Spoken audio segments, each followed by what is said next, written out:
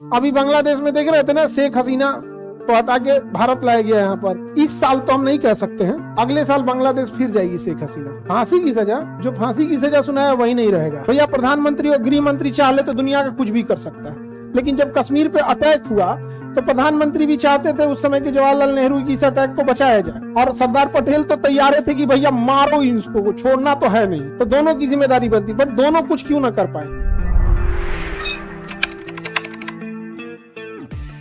अभी बांग्लादेश में देख रहे थे ना, शेख हसीना तो हटा के भारत लाया गया यहाँ पर। इस साल तो हम नहीं कह सकते हैं, अगले साल बांग्लादेश फिर जाएगी शेख हसीना।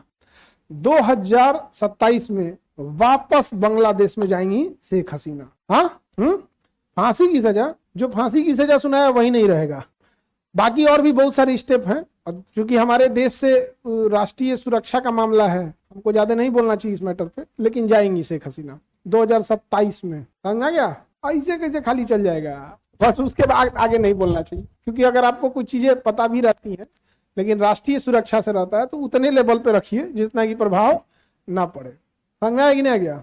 अरे हम लोग हाथ पे हाथ रख के थोड़े बैठे हैं। हम चाइना जाते हैं, जाना चाहते हैं, कितने दिन में वीजा मिल जाएगा। हमारा तो रिजेक्ट कर दिया था, चाइना मेरा रिजेक्ट कर दिया था। हाँ, कहता चाइना खाली बुराई करता है, रिजेक्ट कर दिया था। अब पाकिस्तान के लिए अगर हम वीजा अप्लाई किए तो बुला के मरबो करेगा वो कहेगा आओ वीजा दे रहे, आओ दूतावास में आओ, बड़ी मार मारेगा।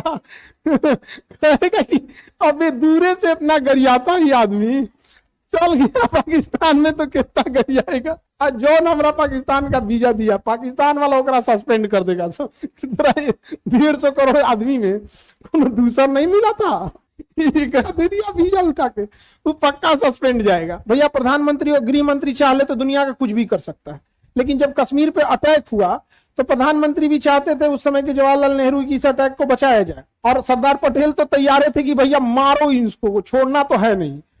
हरि सिंह का कहना था मैं इसे अलग देश बनाऊंगा, Switzerland of Asia. Hari Singh को उनकी अलग विचारधारा थी, वो भारत से अलग होना चाहते थे। जवाहरलाल नेहरू बहुत समझाए, और हरि सिंह और जवाहरलाल नेहरू बड़ी अच्छे मित्र थे। तो सरदार पटेल से जवाहरलाल नेहरू ने कहा कि पटेल जी मेरा मित्र है ये, मैं समझा लूंगा। उन्होंने को पता नहीं था मित्र के बारे में, नहीं समझे। वो खेल कर गया, समझा गया। जब तक आधा कश्मीर क्या हो गया, कब्जा हो गया था, तो यहाँ थोड़ा सा हो गया। फिर भी आप कभी गौर करके सोच के देखिए, जब कश्मीर पे कब्जा हो रहा था, देश आजाद हो गया 15 अगस्त को, और उसके बाद कश्मीर पे कब्जा होते गया, प्रतिदिन पाकिस्तानी कबायली, जो कबायली मतलब वहां पे जो जंगलों में रहने वाले थे, घुसते जा रहे थे। सरदार पटेल और जवाहरलाल नेहरू दोनों बड़े पद पे थे, दोनों का जिम्मेदारी है सुरक्षा। गृह मंत्री और प्रधानमंत्री की तो सर्वे सर्वा सारी जिम्मेदारियां हैं, तो दोनों की जिम्मेदारी बनती, बट दोनों कुछ क्यों ना कर पाए, क्योंकि उस समय सेना जो थी वायसराय के हाथ में थी, और जनरल बूचर जो था उसने कहा कि जब तक हरि सिंह लिख के नहीं देंगे कि वो भारत में मिले हैं, हम हमला करने आपको सेना को आदेश नहीं देंगे। तो सरदार पटेल नाराज हो गए थे। तरीका जवाहरलाल नेहरू भी करें, अब कौन सी करें। और उधर आधा कश्मीर जब लूट गया, तब जाके हरि सिंह ने रिक्वेस्ट मांगा, किससे? जवाहरलाल नेहरू से। तब सरदार पटेल ने कहा कि अब की चुप रहिएगा, अब की चुप रहिएगा। अब इनको समझ में आया है कि ये वो बनाएंगे, क्या नाम है, स्विट्जरलैंड। तब सरदार पटेल ने कहा कि भेज रहे हैं हम विलय पत्र, चुपचाप खलिया फुर्सत से साइन कर दीजिए। तो उन्होंने कहा कि मैं जवाहरलाल नेहरू से बात कर लूंगा। तो सरदार पटेल ने कहा गृह मंत्री हम हैं, ये साइन होगा तो हमरे से होगा, प्रधानमंत्री से नहीं होगा, और हम कुछ सुनते उनते नहीं है। तो हरि सिंह को लगा कि भाई नेहरू रहते तो कुछ सुनबो करते। ये लोहा का आदमी, सरदार पटेल को लौह पुरुष क्यों कहते हैं? उन्होंने अगर ठान लिया तो उनको करना है। उन्होंने कहा कि तुम लूटो, जब तुम भारत में मिलोगे ही नहीं तो हमको तुम्हारे से परवाह क्या है। तब उन्होंने साइन किया, तब जाके मिला।